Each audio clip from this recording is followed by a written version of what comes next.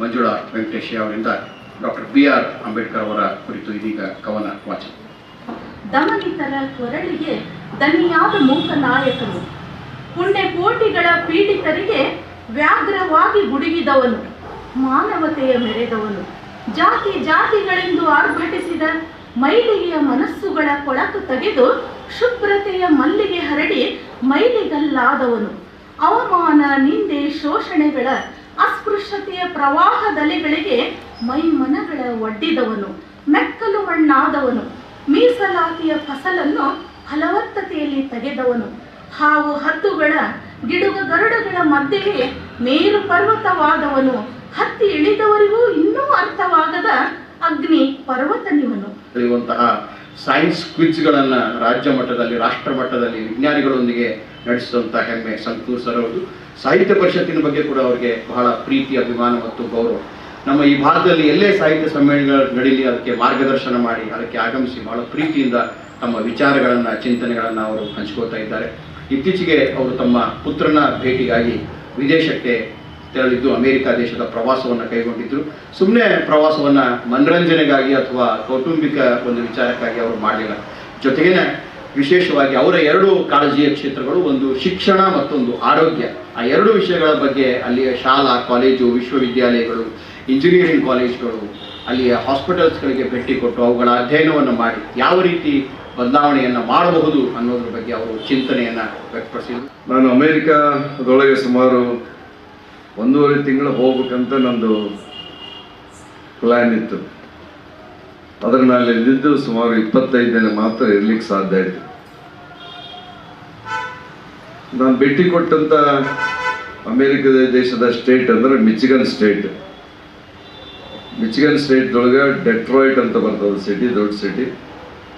ಆ ಡೆಟ್ರಾಯ್ಟ್ ಒಳಗೆ ಲೇಕ್ ಓರಿಯಾನ್ ಅಂತ ಒಂದು ಪುರಸಭೆ ಟೈಪ್ ಅದು ಒಂದು ಏರಿಯಾ. ಅದು ಗದಗ ಬೆಟಗೇರಿ ನಗರಸಭೆ ಹಂಗೈತೆ, ಹಂಗೆ ಲೇಕ್ ಓರಿಯಾನ್ದೊಳಗೆ ನಾನು 2ನೇ ಚಿರಂಜೀವರದಲ್ಲೇ. ಅಮೇರಿಕ ದೇಶದ ಬಗ್ಗೆ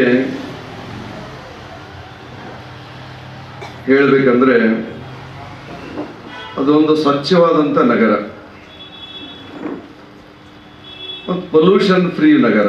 ಪರಿಸರ ಮಾಲಿನ್ಯದಿಂದ ಪರಿಸರ ಮಾಲಿನ್ಯದಿಂದ ರಹಿತವಾದಂಥ ನಗರ ಅದು. ಸ್ವಚ್ಛತೆಗೆ ಬಹಳಷ್ಟು ಆದ್ಯತೆಯಲ್ಲಿ ಕೊಟ್ಟಿದ್ದನ್ನು ನೋಡ್ತಾ ಇದ್ದೀವಿ ನಾವು. ನೀವು ಯಾವುದೇ ರೋಡ್ಗೆ ಹೋಗಲಿ, ಹೈವೇ ಇರ್ಬೋದು, ಸ್ಟೇಟ್ ಹೈವೇ ಇರ್ಬೋದು, ಅಥವಾ ಕಾರ್ಪೊರೇಷನ್ ಏರಿಯಾ ಇರ್ತಕ್ಕಂಥ ವಾರ್ಡ್ ಇರ್ಬೋದು, ನೀವು ಯಾವುದೇ ಪ್ಲೇಸ್ಗೆ ಹೋಗಿ ಎಲ್ಲರ ಒಂದು ಕಸ ಕಡ್ಡಿ ಬಿದ್ದದನ್ನು ನಿಮ್ಗೆ ಹುಡುಕಾಡಿದ್ರು ಸಿಗಂಗಿಲ್ಲ. ಅಷ್ಟೊಂದು ಸ್ವಚ್ಛವಾದಂಥ ನಗರ ಅದು, ಸುಂದರ ನಗರ. ನಾ ಹೇಳಿದ ಪೊಲ್ಯೂಷನ್ ಫ್ರೀ ಅದು. ಅಲ್ಲಿ ಪರಿಸರ ಮಾಲಿನ್ಯ ಅಂದ್ರೆ ಬಹಳ ಕಡಿಮೆ. ನಮ್ಮ ಸ್ನೇಹಿತರು ಹೇಳ್ತಾ ಇದ್ರು, ಸಣ್ಣೂರವ್ರು ನೀವು ಒಂದು ಶರ್ಟ್, ಬಿಳಿ ಶರ್ಟನ್ನು ಒಂದು ವಾರ ಇಟ್ಕೊಂಡ್ರು ಅದೇನು ಹೊಲಸಾಗೋದಿಲ್ಲ ಅಂತ ನೀವು ಅರ್ಥೈಸ್ಕೋಬೋದು. ಎಷ್ಟೊಂದು ಅಲ್ಲಿ ಪೊಲ್ಯೂಷನ್ ಫ್ರೀ ಅಂತ. ನಮ್ಮಲ್ಲಿ ಒಂದಿನ ವೈಟ್ ಶರ್ಟ್ ಹಾಕೊಂಡ್ಬಿಟ್ರೆ ಮರುದಿನ ನಾವು ಚೇಂಜ್ ಮಾಡೋಕ್ಕಬೇಕು. ಬಹಳಷ್ಟು ವ್ಯತ್ಯಾಸ ಅದ. ಎರಡನೇದಲ್ಲಿ ನಾಗರಿಕರಲ್ಲಿ ನಾ ಕಂಡು ಬಂದದ್ದೇನೆಂದ್ರೆ ನಾಗರಿಕ ಪ್ರಜ್ಞೆ ಬಹಳ ಅಲ್ಲಿ ಅದ. ನಾಗರಿಕ ಪ್ರಜ್ಞೆ ಅಂದ್ರೆ ಯಾವ ರೀತಿ ಅಂದ್ರೆ ಬಹಳಷ್ಟು ಶಿಸ್ತನ್ನು ಅವರು ಪಾಲಿಸ್ತಾರ, ರೂಲ್ಸ್ ಅನ್ನ ಪಾಲಿಸ್ತಾರ. ಆ ದೇಶದ ನಿಯಮಗಳೇನದವು, ನಿಯಮಗಳನ್ನು ಬಿಟ್ಟು ಅಲ್ಲಿ ಯಾರು ಪೊಲೀಸರಿಗೆ ಬೇಕಾಗಿಲ್ಲ. ಅದಕ್ಕೆ ನಾವು ಹೇಳೋದು ನಾಗರಿಕ ಪ್ರಜ್ಞೆ ಪ್ರತಿಯೊಬ್ಬರಲ್ಲಿ ಕಂಡು ಬರ್ತದೆ. ನಮ್ಮಲ್ಲಿ ಕಂಪೇರ್ ಮಾಡಿದ್ರೆ ಬಹಳ ವ್ಯತ್ಯಾಸ ಆಗ್ತದೆ. ನಾವು ಬಹಳ ಸಲ ಹೇಳ್ತಾ ಇರ್ತೀವಿ, ಏನಾರ ಒಂದು ವೇಸ್ಟ್ ಇದ್ರೆ ಕಾರ್ನಾಗ ಹೋಗ್ಬೇಕಾದ್ರೆ ಅಥವಾ ಇಲ್ಲೇ ನಮ್ಮ ಕಿಸಲ್ಲಿ ಚಾಕ್ಲೇಟೇ ತಿಂತೀವಿ, ಬಿಸ್ಕಿಟ್ ತಿಂದು ಅದು ಕವರ್ ಇರ್ತದ, ಅಲ್ಲೇ ಒಗೆದೋಗ್ಬಿಡ್ತೀವಿ. ಅಲ್ಲಿ ಯಾರು ಒಬ್ಬರು ಕೂಡ ವೇಸ್ಟನ್ನ ಯಾರು ರೋಡ್ ಮೇಲೆ ಯಾರು ಒಗೆಯಂಗಿಲ್ಲ. ಅದು ನಾಗರಿಕ ಪ್ರಜ್ಞೆ. ಸ್ವಚ್ಛತೆ ಇಡೋದಂದ್ರೆ ಪ್ರತಿಯೊಬ್ಬರ ಕರ್ತವ್ಯ ಅದು. ಚಾಕ್ಲೇಟ್ ತಿಂದ್ರೆ ಕಿಸದಾಗ ಇಟ್ಕೊಂತಾರ ವಿನ ಏನೇ ವೇಸ್ಟ್ ಇದ್ರು ಎಲ್ಲಿರ್ತಾರೆ ಡಸ್ಟ್ಬಿನ್ ಅದ, ಡಸ್ಟ್ಬಿನ್ ಹೋಗಿ ಹಾಕ್ತಾರೆ. But rules minded. ಇದ್ರ ಜೊತೆಗೆ America is gifted with lakes, great lakes. ದೇವರ ವರದಾನ ಅಮೇರಿಕ ದೇಶ ಕೊಟ್ಟದ್ದು. 4 ದೊಡ್ಡ ಲೇಕ್ಗಳದ, ಗ್ರೇಟ್ ಲೇಕ್ಸ್ ಅಂತೀವಿ ನಾವು. ಗ್ರೇಟ್ ಲೇಕ್ಸ್ ಅಂತ ನಾವು ಯಾಕೆ ಹೇಳ್ತೀವಿ ಅಂದ್ರೆ, ಆ ಲೇಕ್ ನೋಡಿ ಸರೋವರ, ಲೇಕ್ ಅಂದ್ರೆ ಕನ್ನಡದ ಸರೋವರ ಅಂತೀವಿ. ಸರೋವರ ನಾವು ನೋಡಿ ನಮ್ಮ ರಾಜ್ಯದೊಳಗೆ ಎಲ್ಲೆಲ್ಲ ಎಷ್ಟು ಅದ ನೋಡಿ. ಅಲ್ಲಿ ಸರೋವರ ಅಂದ್ರೆ ನೀವು ಯಾರೋ ಸರೋವರ ಅನ್ನಂಗಿಲ್ಲ ಅದನ್ನ ನೋಡಿದ್ರ. ಅಲ್ಲಿ ಸರೋವರ ಹೆಂಗದಪ್ಪ ಅಂದ್ರೆ ಇವು ಸಮುದ್ರ ಕಂಡಂಗೆ ಕಾಣಿಸ್ತದ. ಹೊಸಬ್ರು ನಾವು ಹೋಗಿ ಹೇಳಿದ್ರೆ ಸಮುದ್ರ ಅಂತೀವಿ ನಾವು. So America is gifted with 4 great lakes. ಅದು ದೊಡ್ಡ ವರದಾನ ದೇವರು ಕೊಟ್ಟದ್ದು ಅಮೇರಿಕಾ ದೇಶಕ್ಕೆ. ಒಂದು ಲೇಕ್ ಮಿಚಿಗನ್ ಅಂತ ತಗೊಂಡು, ಮಿಚಿಗನ್ ಸ್ಟೇಟ್ದೊಳಗೆ ದೊಡ್ಡ ಲೇಕ್ ಅದ. ಎರಡನೇದ್ದು ಲೇಕ್ ಎರಿ ಅಂತ. ಮೂರನೇದ್ದು ಲೇಕ್ ಹುರಿಯಾನ್ ಅಂತ. ಇನ್ನೊಂದು ಲೇಕ್ ಸುಪೀರಿಯರ್ ಅಂತ. ಇವು 4 ಬಹಳ ದೊಡ್ಡ ಸಮುದ್ರದ ರೀತಿಯೊಳಗೆ ಕಾಣತಕ್ಕಂಥ ದೊಡ್ಡ ಸರೋವರಗಳು. ನಾ ಹೇಳಿದ ಸರೋವರ ಕಂಡಂಗೆ, ಸರೋವರ ಸಮುದ್ರ ಕಂಡಂಗೆ ಕಾಣಿಸ್ತದ. ಇಲ್ಲಿ ಯಾಕೆ ನಮ್ಮ ಸಮುದ್ರ ಶಿಪ್ ಅಡ್ಡಾಡ್ತಾವ, ಆ ಲೇಕ್ನೊಳಗೆ ಅಡ್ಡಾಡ್ತಾವ ಅಂದ್ರೆ ಅರ್ಥ ಇಸ್ಕೋಬೇಕು ಎಷ್ಟು ದೊಡ್ಡ ಲೇಕ್ ಇರ್ಬೋದು ಅಂತ. ನಾನು 25 ದಿನ ಅಲ್ಲಿದ್ದಂಥ ಸಂದರ್ಭದೊಳಗೆ ಕೆಲವೊಂದು ಶಿಕ್ಷಣ ಕ್ಷೇತ್ರಕ್ಕೆ, ಸಾರಿಗೆ ಕ್ಷೇತ್ರಕ್ಕೆ, ಮತ್ತೆ ಅಲ್ಲಿ ಪುರಸಭೆ ವ್ಯವಸ್ಥೆ ಯಾವ ರೀತಿ ಇದೆ, ಆರೋಗ್ಯದ ವ್ಯವಸ್ಥೆ ಯಾವ ರೀತಿ ಇದೆ, ಇದ್ರ ಬಗ್ಗೆ ಸ್ವಲ್ಪ ಅಧ್ಯಯನ ಮಾಡಲಿಕ್ಕೆ ನಾನು ಪ್ರಯತ್ನ ಮಾಡಿದ್ದೇನೆ. ಶಿಕ್ಷಣದ ವ್ಯವಸ್ಥೆ ಬಗ್ಗೆ ಹೇಳ್ಬೇಕಾದ್ರೆ ಅಮೇರಿಕದೊಳಗ ಪ್ರೈಮರಿ ಶಿಕ್ಷಣಕ್ಕೆ ಬಹಳಷ್ಟು ಮಹತ್ವವನ್ನು ಕೊಟ್ಟಿದ್ದಾರೆ. ನಾವಿಲ್ಲೇ ನಮ್ಮ ರಾಜ್ಯದೊಳಗೆ ಕೂಡ ಕಂಪಲ್ಸರಿ ಅಂಡ್ ಫ್ರೀ ಎಜುಕೇಶನ್ ಅಂತೀವಿ ನಾವು. ಫ್ರೀ ಎಜುಕೇಶನ್ ಅಂತ ಬಳಸ್ತೀವಿ ನಾವು. ಪ್ರೈಮರಿ ಇರ್ಬೋದು, ಸೆಕೆಂಡರಿ ಇರ್ಬೋದು. ಫ್ರೀ ಎಜುಕೇಶನ್ ಕೂಡ ನಮ್ಮಲ್ಲೇ ಅಡ್ಮಿಷನ್ ಫೀಸ್ ಅಂತ ತಗೋತಾರೆ, ಸ್ಟೂಡೆಂಟ್ಸ್ ವೆಲ್ಫೇರ್ ಫಂಡ್ ಅಂತ ತಗೋತಾರೆ, ಏನಾದ್ರು ತಗೋತಾರೆ. ಈ ಗೌರ್ಮೆಂಟ್ PU ಕಾಲೇಜ್ ಲೆಕ್ಚರ್ ಸ್ನೇಹಿತರು ಕೂತಾರೆ. ಫ್ರೀ ಎಜುಕೇಶನ್ ಅಂದ್ರೆ ಮಿನಿಮಮ್ ಒಂದು 200-300 ತಗೋತಿರಲ್ಲ ಸರ್. ಪ್ರೈಮರಿ ಸ್ಕೂಲ್ಗೆ ಹೋಗೋದು ಕೂಡ ಒಂದು 50, 60, 70 ರೂಪಾಯಿನಾರ ತಗೋತಾರೆ. ಅಲ್ಲಿ ಏನೂ ತಗೊಳ್ಳೋದಿಲ್ಲ. ಮಕ್ಕಳ ಸಾರಿಗೆ ಹೋದ್ರೆ ಸಾಕು, ಬರ್ತ್ಡೇ ಸರ್ಟಿಫಿಕೇಟ್ ಕೊಟ್ಟರೆ ಸಾಕು. ಒಂದು ಪೈಸಾನು ಕೂಡ ಅಲ್ಲಿ ಫೀಸ್ ತಗೊಂಡಾಗಲ್ಲ ಮಕ್ಕಳ ಕಡೆಯಿಂದ. ಇಲ್ಲಿ ಹೆಂಗೆ ಟೆಕ್ಸ್ಟ್ ಬುಕ್ ಕೊಡ್ತಾರೆ, ಅಲ್ಲಿನೂ ಕೂಡ ಟೆಕ್ಸ್ಟ್ ಬುಕ್ ಕೊಡ್ತಾರೆ. ಅದ್ರ ಜೊತೆಗೆ ಬಹಳ ನನಗೆ ಖುಷಿ ತಂದದ್ದಂದ್ರೆ ಟ್ರಾನ್ಸ್ಪೋರ್ಟೇಷನ್, ಮಕ್ಕಳನ್ನ ಕರ್ಕೊಂಡು ಹೋಗೋದು ಅದು ಫ್ರೀ. ಒಂದು ವಾರ್ಡಿಗೆ ಬಸ್ ಬಂದು ನಿಲ್ತದ, 9 ಗಂಟೆಗೆ ಬಸ್ ನಿಲ್ತದಂದ್ರೆ ಶಾರ್ಪ್ 9, ನಮ್ಮ ವಾಚ್ ಏನಾರ ಹೆಚ್ಚು ಕಡಿಮೆ ಆಗ್ಬೋದು. 9 ಗಂಟೆಗೆ ಅಲ್ಲಿ ಪಿಕಪ್ ಅದ ಅಂತಂದ್ರೆ ವಾರ್ಡಿಗೆ, ಪ್ರತಿ ವಾರ್ಡಿಗೆ ಬರ್ತದೆ. ಮಕ್ಕಳು ಬಹಳ ಅಂದ್ರೆ ಒಂದು ಅರ್ಧ ಕಿಲೋಮೀಟರ್ನಲ್ಲ, ಇನ್ನೂ ಕಡಿಮೆ, 1/4 ಕಿಲೋಮೀಟರ್ ಅಷ್ಟೇ ನಡಿಬೇಕು. ಅಷ್ಟೊಂದು ಪಿಕಪ್ ಪಾಯಿಂಟ್ ಇಟ್ಟಿರ್ತಾರೆ. ಮತ್ತೆ ಇಲ್ಲಿ ಬಸ್ ಬಂದ ಕೂಡಲೇ ಮಕ್ಕಳದು ಎಷ್ಟು ಶಿಸ್ತಂದ್ರೆ, ಆ ಬಸ್ ಬರಬೇಡ ನೋಡ್ಬೇಕು ನಾವು. ಹುಡುಗರು ಓಡಾಡ್ತಾ ಇರ್ತಾರ, ಗಲಾಟೆ ಮಾಡ್ತಾ ಇರ್ತಾರ. ಬಸ್ ಬಂತಂದ್ರೆ ನಮ್ಮಲ್ಲಿ ನೋಡ್ತೀವಿ ನಾವು, ಬಸ್ ಬಂದ ಕೂಡಲೇ ಎಲ್ಲರೂ ಮುಗಿಬೀಳ್ತಾರೆ ಹತ್ಲಿಕ್ಕೆ. ಅಲ್ಲಿ ಹಂಗಲ್ಲ, ಬಸ್ ಬಂದು ನಿಂತಂದ್ರೆ ಎಲ್ಲರೂ ಒಂದು ಸಾಲೊಳಗೆ ಡಿಸಿಪ್ಲಿನ್ ಆಗಿ ಒಂದು ಶಿಸ್ತಿನಿಂದ ರೋದಲ್ಲಿ ನಿಂತ್ಕೊಂತಾರೆ, ಒಬ್ಬೊಬ್ಬೊಬ್ಬರು ಹತ್ತಾರೆ. ಅಂದ್ರೆ ಪ್ರೈಮರಿ ಶಿಕ್ಷಣಕ್ಕೆ ನೋಡಿ ನಮ್ಮಲ್ಲಿ ಟ್ರಾನ್ಸ್ಪೋರ್ಟೇಷನ್ ಮಕ್ಕಳಿಗಿಲ್ಲ. ಅಲ್ಲಿ ಪ್ರತಿ ಶಾಲೆಯೊಳಗೆ ಆಯಾ ಏರಿಯಾದ ಮಕ್ಕಳನ್ನ ಕರ್ಕೊಂಡು ಹೋಗ್ಲಿಕ್ಕೆ ಸರ್ಕಾರನ ಬಸ್ಸಿನ ವ್ಯವಸ್ಥೆ ಮಾಡಿ. ನಮ್ಮಲ್ಲಿ ಹೆಂಗೆ ಈಗ ಮಿಡ್ ಡೇ ಮೀಲ್ಸ್ ಅಂತ ಕೊಡ್ತೀವಿ, ಅಲ್ಲಿನೂ ಕೊಡ್ತಾರೆ, ವ್ಯತ್ಯಾಸ ಏನಿಲ್ಲ. ಆದರೆ ನಮ್ಮಲ್ಲಿ ಏನಪ್ಪ ಅಂದ್ರೆ ಪ್ರೈಮರಿ ಇರ್ಬೋದು, ಹೈಸ್ಕೂಲ್ ಇರ್ಬೋದು, ಎಷ್ಟು ಪುಸ್ತಕ ತಗೊಂಡು ಹೋಗ್ತೀವಿ ನಾವು. ಅಲ್ಲಿ ಪುಸ್ತಕದ ಭಾರ ಇಲ್ಲ. ಪುಸ್ತಕ ಎಲ್ಲ ಸ್ಕೂಲ್ನೊಳಗೆ ಇಟ್ಕೊಡಕ್ಕೆ ಸಪ್ರೇಟ್ ಅವ್ರಿಗೆ ಕಂಪಾರ್ಟ್ಮೆಂಟ್ ಕೊಟ್ಟಿರ್ತಾರೆ. ಪ್ರತಿದಿನ ನಾಳೆ ಏನು ಕಲಿಸ್ಬೇಕು, ಹೋಮ್ವರ್ಕ್ ಇರಬೇಕು. ಬ್ಯಾಗ್ನೊಳಗೆ ಭಾಳ ಅಂದ್ರೆ ಒಂದು 3 ನೋಟ್ಬುಕ್ ಇರ್ತಾವೆ ಅಷ್ಟೇ. ಅದನ್ನ ಬಿಟ್ಟು ಬ್ಯಾಗ್ನಾಗ ಏನು ತರಂಗಿಲ್ಲ.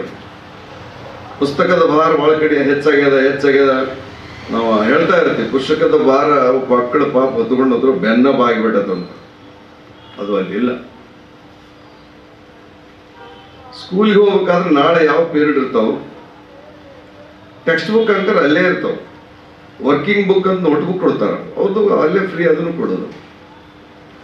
ಅಂದ್ರೆ ಫ್ರೀ ಎಜುಕೇಶನ್ ಅಂದ್ರೆ ಕಂಪ್ಲೀಟ್ಲಿ ಫ್ರೀ ಎಜುಕೇಶನ್. ಎರಡನೇದ್ದು ಅಲ್ಲಿ ಎಜುಕೇಶನ್ ಸಿಸ್ಟಮ್ ಹೆಂಗದ ಅಂದ್ರೆ ಇತ್ತೀಚೆಗೆ ನಮ್ಮಲ್ಲೇ ನರೇಂದ್ರ ಮೋದಿಜಿಯವರು ಪ್ರಧಾನಮಂತ್ರಿಗಳಾದ್ಮ್ಯಾಗ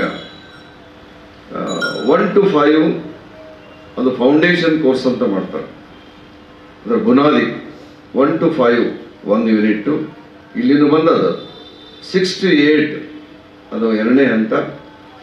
ಆಮೇಲೆ 9 to 12 ಅಲ್ಲೇ primary education, secondary education, higher secondary ಅಂತ.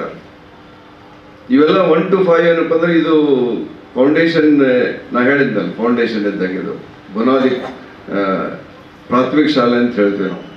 ಇವು ಮೂರು ಏನದಲ್ಲ ಕ್ಯಾಂಪಸ್ ಬೇರೆ, 1 to 5 ಕ್ಯಾಂಪಸ್ ಬೇರೆ, ಅವ್ರಿಗೆ ಪಿಕಪ್ ಮಾಡೋ ಬಸ್ಗಳ ಬೇರೆ, 6 to 8 ಅದು ಕ್ಯಾಂಪಸ್ನ ಬೇರೆ, ಅವ್ರಿಗೆ ಕರ್ಕೊಂಡ್ಬರೋದು ಹೋಗೋದು ಅದು ಬಸ್ಗಳ ಬೇರೆ, 9 to 12 ಆ ಕ್ಯಾಂಪಸ್ ಬೇರೆ. ನಮ್ಮಲ್ಲಿ ಹೆಂಗದಪ್ಪ ಅಂದ್ರೆ ಈಗ ಇತ್ತೀಚೆಗೆ ನಮ್ಮ ಕರ್ನಾಟಕ ಸರ್ಕಾರ ಪಬ್ಲಿಕ್ ಸ್ಕೂಲ್ಸ್ ಅಂತ ಮಾಡ್ಯಾರ. 1ನೇದಿಂದ ಹಿಡಿದು ಅವ್ರ ಗುರಿ ಏನು 12ನೇ ತರಮಟ್ಟವರು ಒಂದೇ ಕ್ಯಾಂಪಸ್ನಾಗ ಇರ್ಬೇಕು ಅನ್ನೋದು ನಮ್ಮ ಸರ್ಕಾರದ ನೀತಿ. ಅಲ್ಲಿ ಹಂಗಿಲ್ಲ, 3 ಕ್ಯಾಂಪಸ್ ಬೇರೆನೆ.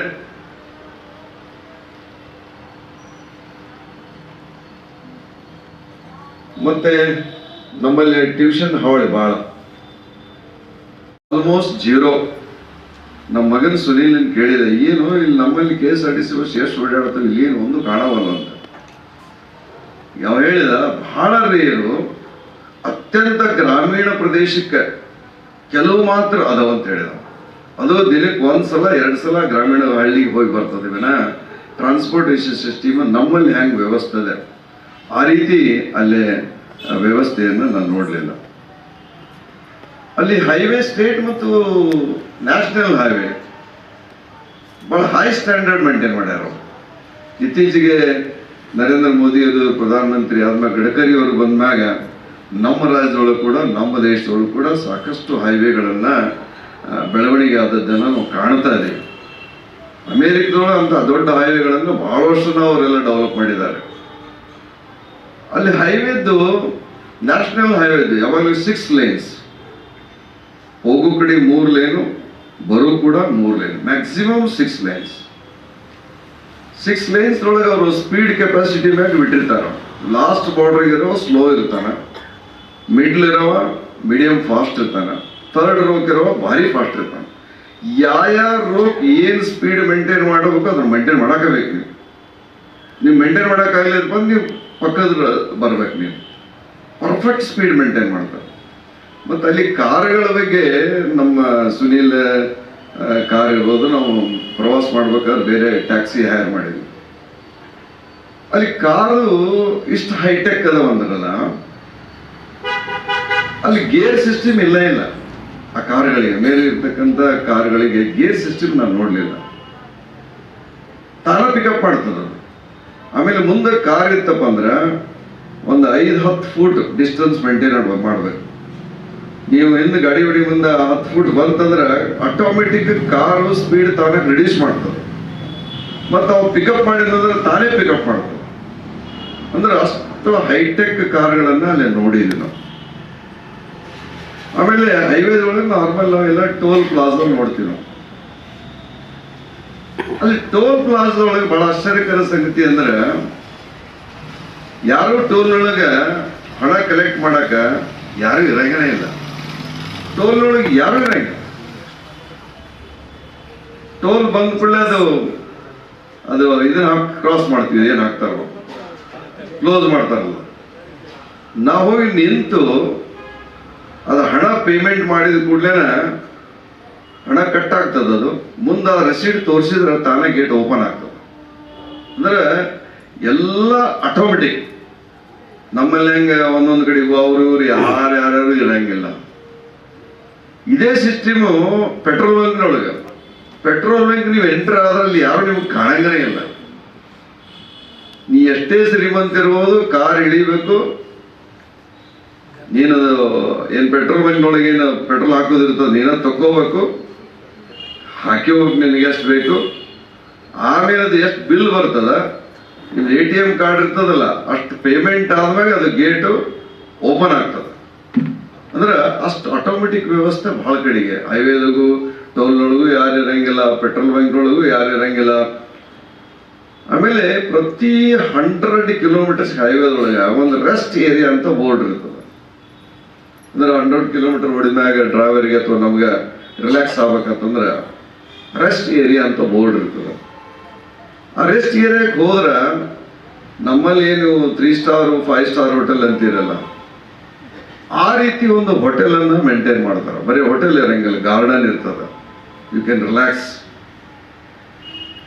ನಮ್ಮಲ್ಲಿ ನೋಡ್ತೀವಿ, ನಾವು ಇಲ್ಲೆಲ್ಲ ವಾಶ್ರೂಮ್ಗೆ ಹೋಗ್ತೀವಿ, ಟಾಯ್ಲೆಟ್ಗೆ ಹೋಗ್ತೀವಿ, ಎಷ್ಟು ನೀಟಾಗಿ ಸ್ವಚ್ಛಾಗಿ ಮೇಂಟೈನ್ ಮಾಡ್ತಾರಂದ್ರೆ 5 ಸ್ಟಾರ್ ಹೋಟೆಲ್ ಒಳಗೆ ಯಾವ ರೀತಿ ಒಂದು ಅರೇಂಜ್ಮೆಂಟ್ ಇರ್ತದ ಅಷ್ಟೇ ಪರ್ಫೆಕ್ಟ್ ಕ್ಲೀನ್ ಇರ್ತದೆ. ನಾವು ಅಲ್ಲಿ ಹೋಟೆಲ್ಗೆ ಹೋದ್ರೆ ನಾವೇನು ದೊಡ್ಡ 5 ಸ್ಟಾರ್ ಹೋಟೆಲ್ ಬಂದೀವನ್ನೋ ಅನ್ನೋ ರೀತಿ ಒಳಗೆ. ಮತ್ತು ಅದು ಯಾವ ಏರಿಯಾದೊಳಗೆ ಅರೆಸ್ಟ್ ಏರಿಯಾ ಬರ್ತದ, ಯಾವ ಮುನ್ಸಿಪಾಲ್ಟಿ ಇರ್ಬೋದು, ಕಾರ್ಪೊರೇಷನ್ ಇರ್ಬೋದು, ಯಾವ ಏರಿಯಾಗೆ ಬರ್ತಾರೆ ಅವರೇ ಅದನ್ನು ಮೇಂಟೈನ್ ಮಾಡ್ತಾರೆ, ಗೌರ್ಮೆಂಟ್ ಅಲ್ಲ.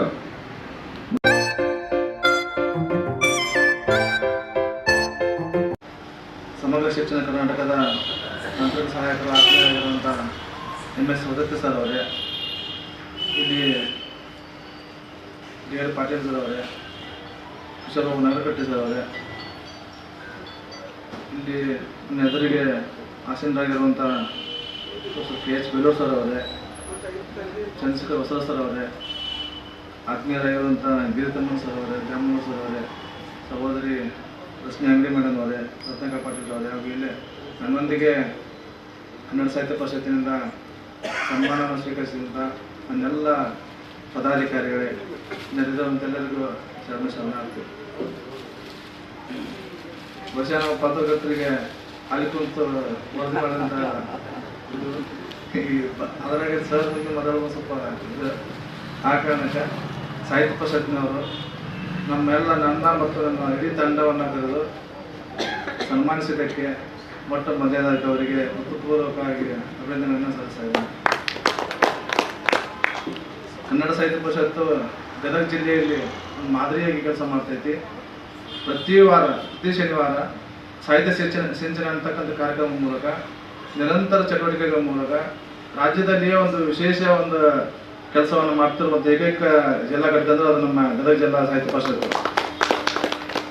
ಬಹುಶಃ ಎಲ್ಲ ನಮ್ಮ ಅವಳಿ ನಗರದ ಮತ್ತು ಜಿಲ್ಲೆಯ ಎಲ್ಲ ಸಾಧಕರನ್ನು ಗುರುತಿಸಿ ಅವರು ಸನ್ಮಾನ ಮಾಡೋದ್ರ ಜೊತೆಗೆ ಈಗ ಸಂಗೂರ್ ಸರ್ ಅಂತವರೊಂದು ಬಹುಶಃ ಸಂಗೂರ್ ಸರ್ ಉಪನ್ಯಾಸ ಭಾಳ ಚಂದ್ರ ಕೇಳಿ ರಾಜಕಾರಣಿಯಾಗಿ ಭಾಷಣ ಮಾಡೋದು ಬೇರೆ, ಉಪನ್ಯಾಸ ಮಾಡಿದ್ದ ಸಂಗೂರ್ ಸರ್ ಅಂತ ನಮ್ಗೆ ಅಮೆರಿಕವನ್ನು ತಮ್ಮ ಮಾತುಗಳಲ್ಲಿ ನಮ್ಗೆ ಅಮೆರಿಕವನ್ನು ತೋರಿಸಿದಂಥವ್ರು. ನಾವೇ ಖುದ್ದು ಅಲ್ಲಿಗೆ ಹೋಗಿ ನಯಾಗರ ಫಾಲ್ಸ್ ಅನ್ನು ನೋಡಿ ಬಂದಂಥ ಅನುಭವ ನಮಗೆಲ್ಲ ಆಯಿತು. ಹೀಗಾಗಿ ಇಂಥ ಎಲ್ಲ ಚಟುವಟಿಕೆಗಳ ಮೂಲಕ ಗದಗ ಜಿಲ್ಲಾ ಕನ್ನಡ ಸಾಹಿತ್ಯ ಪರಿಷತ್ತು ವಿಶೇಷವಾಗಿ ಗಮನ ಸೆಳೆಯುತ್ತಿದೆ. ಕನ್ನಡ ಸಾಹಿತ್ಯ ಪರಿಷತ್ ಎಲ್ಲ ಚಟುವಟಿಕೆಗಳಿಗೆ ನಮ್ಮ ಸಂಘದ ಎಲ್ಲ ರೀತಿಯ ನೆರವನ್ನು ಸಹಕಾರವನ್ನು ಕೊಡ್ತೀವಿ ಅಂತ ಹೇಳ್ತಾ, ನಮಗೆ ಇಲ್ಲಿ ಕರೆದು ಸನ್ಮಾನಿಸಿದ್ದಕ್ಕೆ ಮತ್ತು ಮಾತನಾಡಲು ಅವಕಾಶ ಮಾಡಿಕೊಟ್ಟಿದ್ದಕ್ಕೆ ತಮ್ಮೆಲ್ಲರಿಗೂ ವಂದಿಸಿ ನನ್ನ ಯಾಕೆ ನಮಸ್ಕಾರ.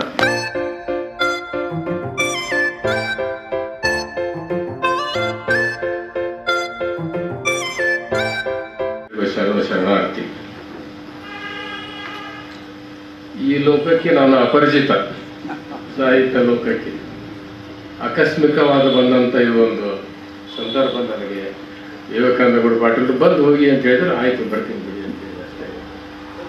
ಆ ಒಂದು ಗೌರವಕ್ಕೆ ನಾವು ಓದಿದ್ದು ಆಗ ನಿಮ್ಮೆಲ್ಲರಿಗೂ ನನ್ನ ಧನ್ಯವಾದಗಳು ಸಲ್ಲಿಸ್ತೇನೆ. ನಾನೇನು ಸಾಹಿತಿ ಅಲ್ಲ, ಆದರೆ ಸಾಹಿತ್ಯ ಪ್ರೇಮಿ ಮಾತ್ರ.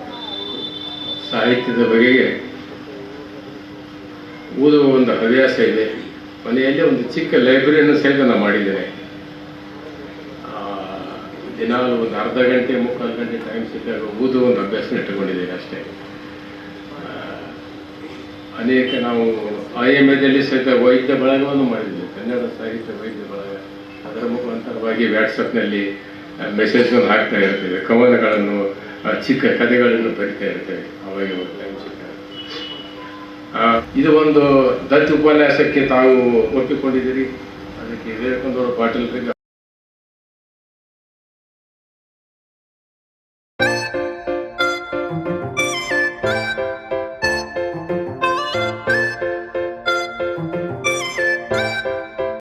ಪ್ರವಾಸ ಸಾಹಿತ್ಯ ಅಂತಕ್ಕಂಥದ್ದು ಕೂಡ ಸಾಹಿತ್ಯದ ಒಂದು ಭಾಗನ ಅದು.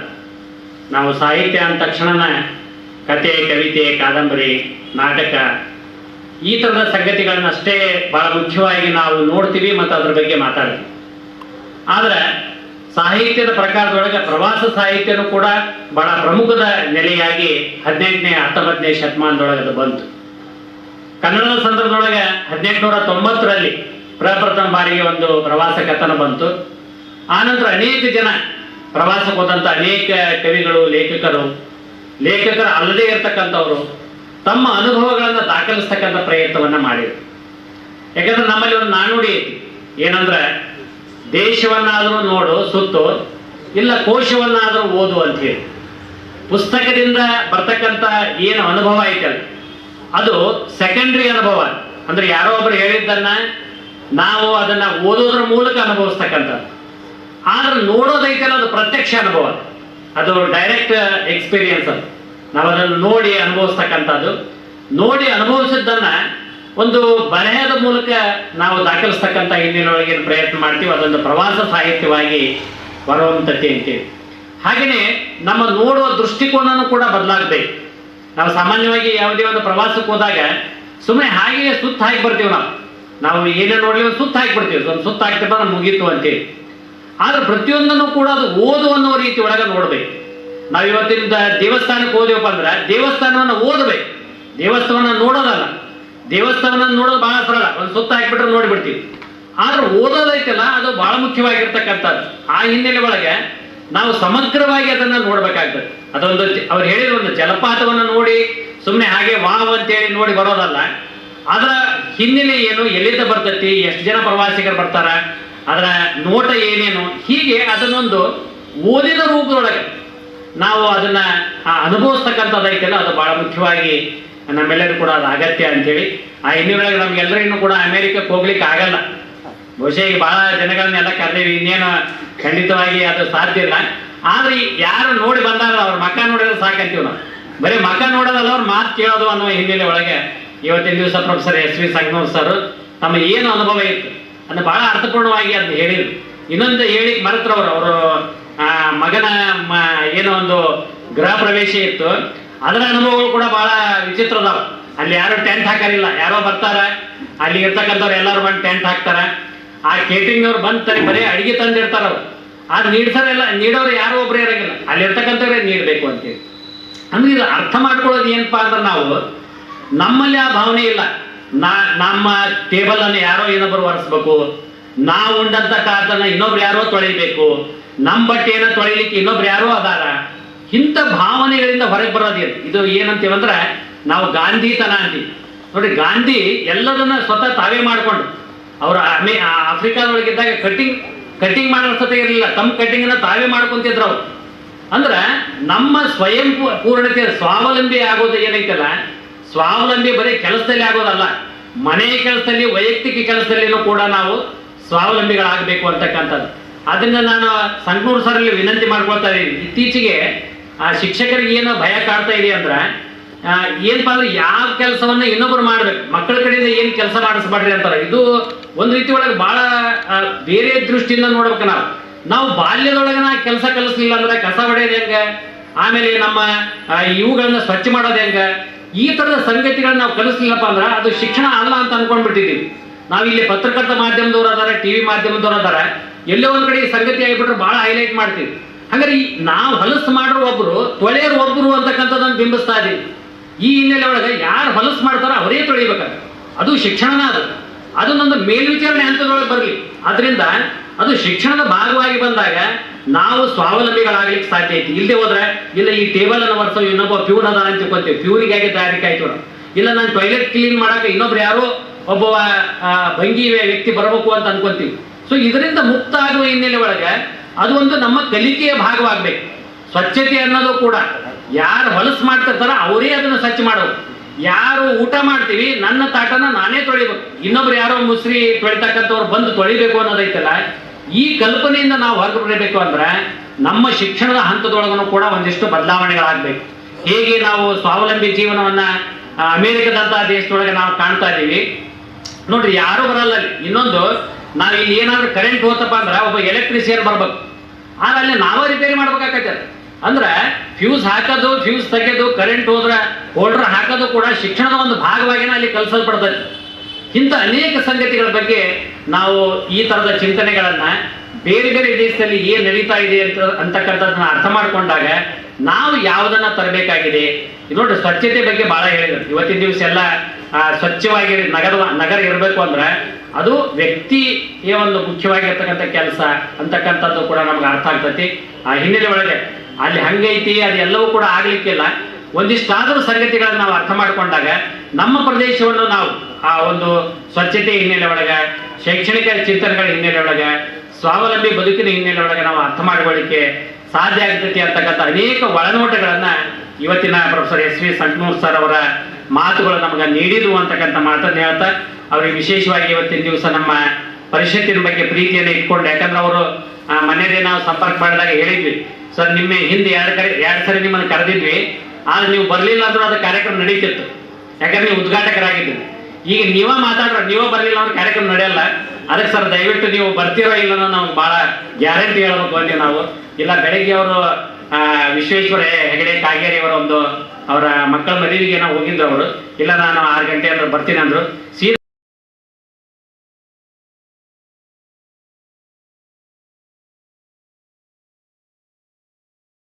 ನಮ್ಮನೆ ಒಂದು ಪೇಪರ್ ಬಿದ್ದಿರು. ಅಂದ್ರ ಬೆಳಿಗ್ಗೆ 6 ಗಂಟೆಗೆ ನಾವು ಸುದ್ದಿ ಓದ್ಬೇಕಂದ್ರ ಅವ್ರು ಸಂಜೆಯಿಂದ ರಾತ್ರಿ 12-1 ಗಂಟೆ ಮಟ್ಟ ಕೆಲಸ ಮಾಡಬೇಕಾಗ್ತದೆ. ಮತ್ತ ಅವರು ಈ ಸಮಾಜದ ಓರುಕೋರೆಗಳನ್ನ ತಿದ್ದಿ ಅದನ್ನ ಒಂದು ಸಾಮಾಜಿಕ ಸ್ವಾಸ್ಥ್ಯವನ್ನ ಕಾಪಾಡಲಿಕ್ಕೆ ತಮ್ಮದೇ ಆಗಿರ್ತಕ್ಕಂಥ ಕೊಡುಗೆಯನ್ನು ನೀಡ್ತಾ ಇರ್ತಾರೆ. ಮತ್ ನಾವು ಸಾಹಿತಿಗಳಂದ್ರೆ ಬರೀ ಕತೆ ಬರೀತಕ್ಕಂಥವ್ರು, ಕವಿತೆ ಬರೀತಕ್ಕಂಥವ್ರು ಅಲ್ಲ, ಅವ್ರು ದಿನ ಸುದ್ದಿ ಬರೀತಾರೆ.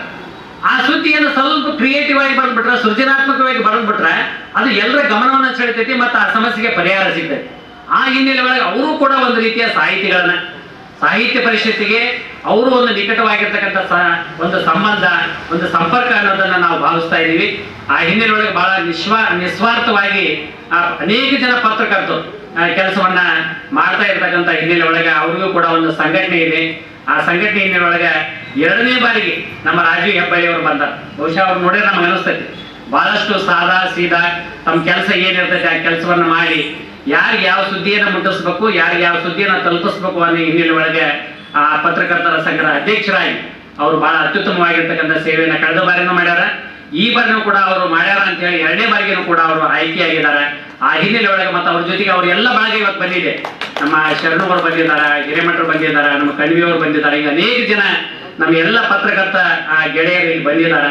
ಅವರ ಸೇವೆ ಬಹುಶಃ ಅವರು ಒಂದು ಎಲೆಮರೆಯ ಕಾಯಿಯಾಗಿ ಕೆಲಸ ಮಾಡ್ತಾರ. ಅದು ದೊಡ್ಡ ಶಕ್ತಿಯಾಗಿ, ಅದಕ್ಕೆ ನಾವು ಅಂತೀವಿ ಪತ್ರಿಕಾ ರಂಗ ಅಂದ್ರೆ ಅದು 4ನೇ ಅಂಗ ಅಂತೀವಿ.